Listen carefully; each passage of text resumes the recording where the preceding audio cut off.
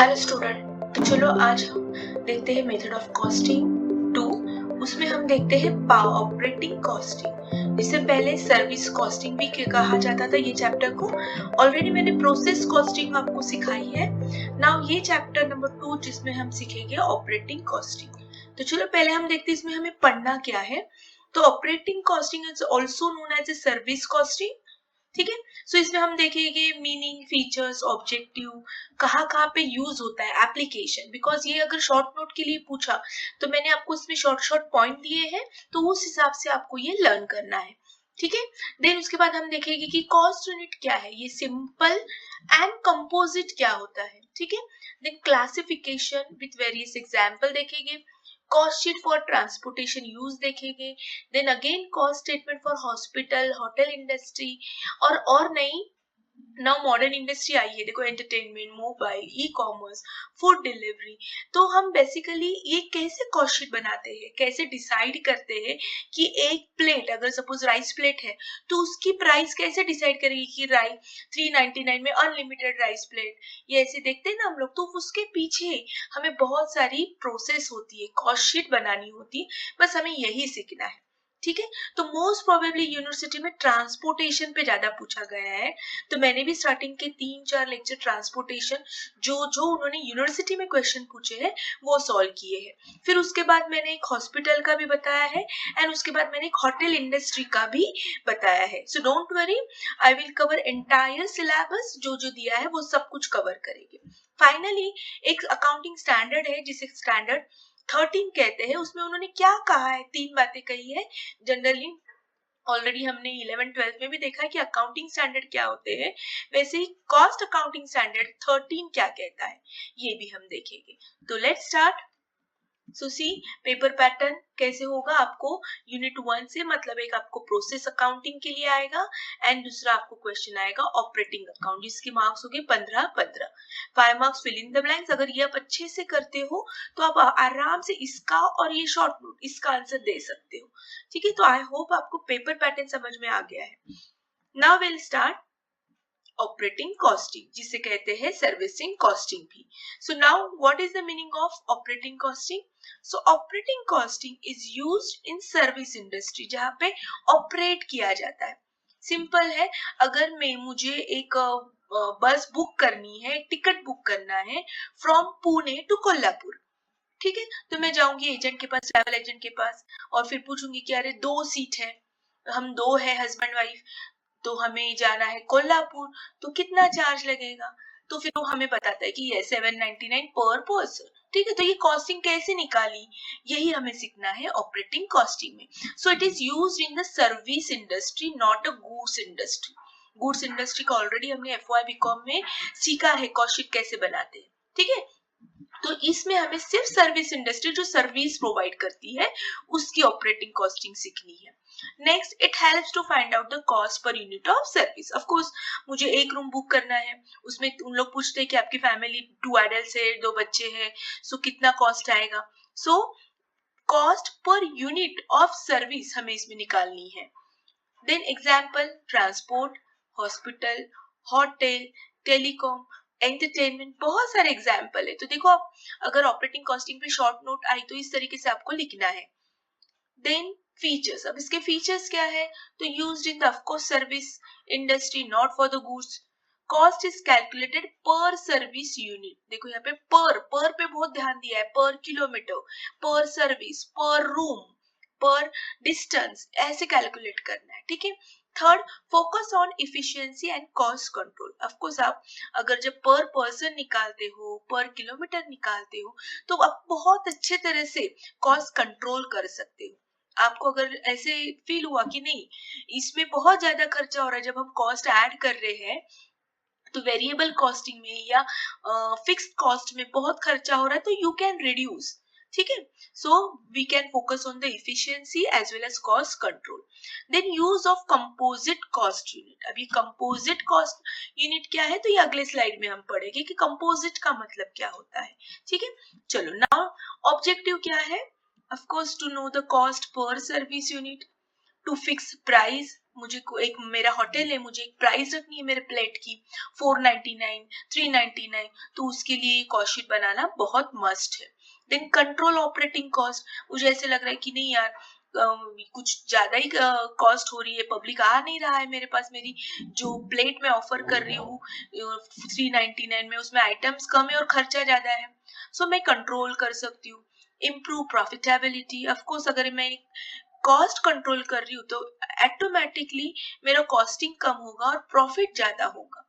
Got it? So this are the objectives को आप elaborate करके आप आपके इसमें लिख सकते हो वर्ड्स में, ठीक है।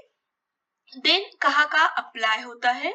सो ट्रांसपोर्ट इंडस्ट्री, स्पेशली बस, truck, hospital, hotels, airlines, telecom, internet, entertainment, बहुत सारे हैं। देखो एक टिकट भी निकालना है हमको आइनॉक्स में जाके एक मूवी का, तो डिपेंड उसमें क्या क्या कॉस्ट ऐड करते हो पर पर्सन, वो कितने में हम वो जो क्या कहते हैं आइनॉक्स का जो ओनर रहेगा, तो उससे भी तो वो होना चाहिए ना किफायत की। यस, 499 में धुरंधर की मूवी या 899 में बाहुबली की movie, so how they decide? तो इसके लिए कॉस्ट शीट बहुत मस्ट है, ठीक है। तो अगर आपको उन्होंने short note on operating costing पूछा तो ये सारे आपको फीचर्स, ऑब्जेक्टिव, एप्लीकेशंस लिखने हैं, ठीक है।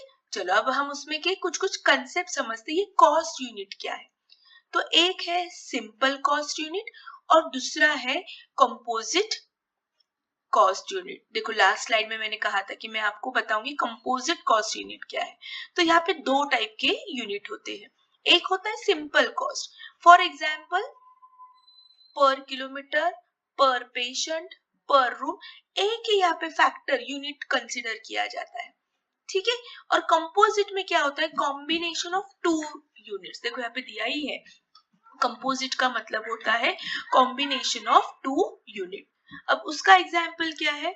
तो देखो यहाँ पे दो दो यूनिट है, पर पैसेंजर, पर किलोमीटर, पर बेड, पर डे, पर रूम, पर डे, ठीक है। सो यहाँ पे दो यूनिट का कॉम्बिनेशन किया है। यहाँ पे देखो सिर्फ पर किलोमीटर है, इसे कहते हैं सिंगल यूनिट सर्विस।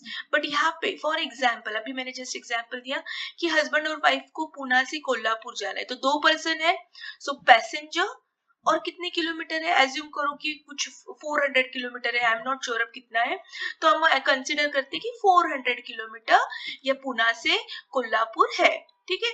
सो 400 किलोमीटर, तो उसका पूरा खर्चा अगर आया, सपोज एक टिकट 499, बट ऐसे कितने लोग हैं? दो लोग हैं, तो यहाँ पे पर पैसेंजर का भी ध्यान रखा है और किलोमीटर का भी ध्यान रखा है, और उस हिसाब से 499 रुपीज डिसाइड किया है एक बंदे का 499।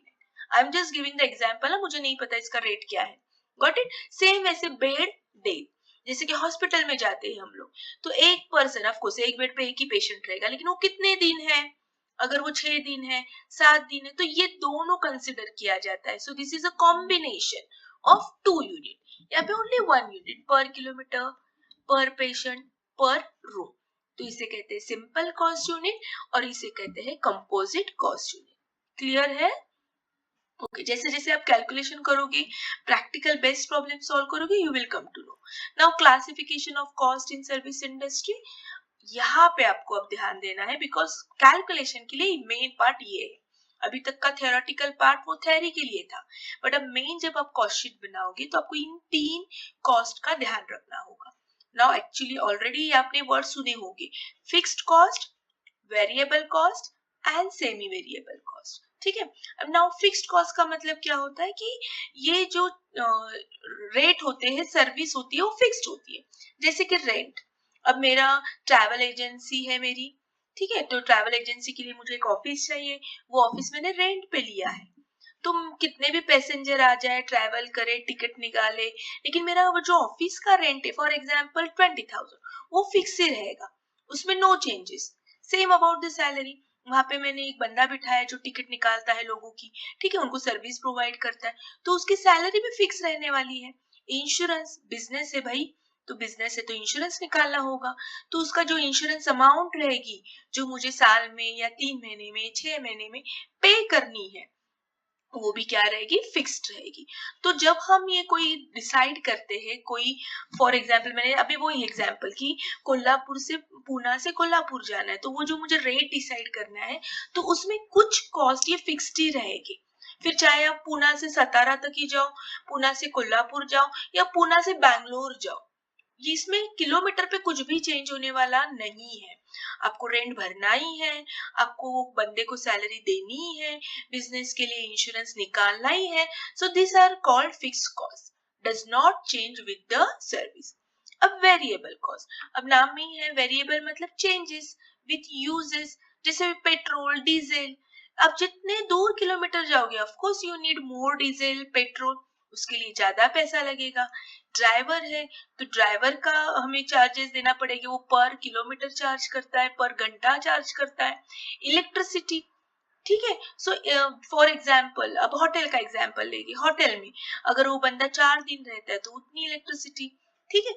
मेन वेरिएबल वेरिएबल हो सकता है कि फिक्स नहीं होगा, कभी कभी ज्यादा लाइट बिल आएगा, कभी कभी कम आएगा, ठीक है। So this are the variable cost, ये मे भी चेंज हो सकती है। एंड सेमी वेरिएबल मतलब क्या, combination of fix cost and variable cost. कुछ कुछ चीजें देखो थोड़ी फिक्स्ड होती है और उसके बाद वेरिएबल होती है।